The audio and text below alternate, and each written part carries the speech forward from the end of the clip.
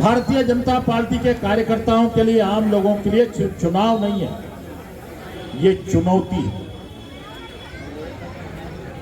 ये चुनाव इस देश की दिशा को तय करने वाला चुनाव। यह चुनाव सिर्फ संतोष पांडे को सांसद बनाने का चुनाव नहीं है। भारत सरकार में कौन मंत्री बनेगा इसका भी चुनाव नहीं है। यह चुनाव आदरणीय नरेंद्र मोदी जी को प्रधानमंत्री बनाने का चुनाव से हमारे प्रभारी मंत्री जी निवेदन करने आए हैं, विनती करने आए हैं लखन देवांगन जी कि आप सबका बहुमूल्य वोट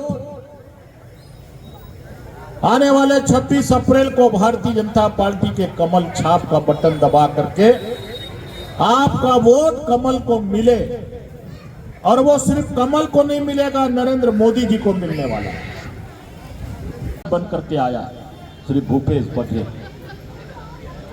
और इसलिए आपको सौभाग्य है कि उसको ऐसा सबक सिखाओ कि दोबारा राजनांदगांव की तरफ मुंह फेर करके मत देखिए,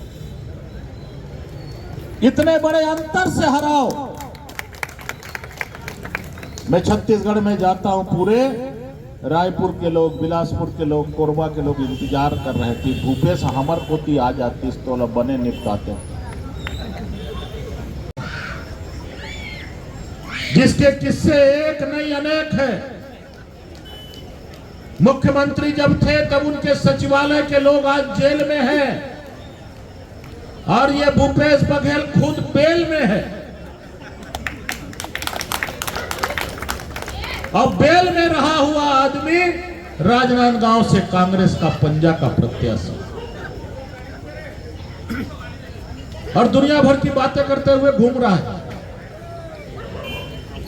राजनांदगांव के विकास को उसने पीछे कर दिया।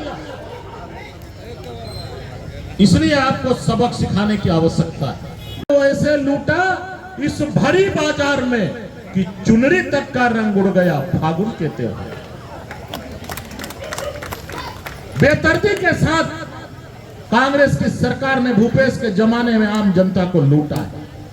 कमीशन और करप्शन के खेल में पूरा 5 साल निकाल दिए, छत्तीसगढ़ को पीछे कर दिए।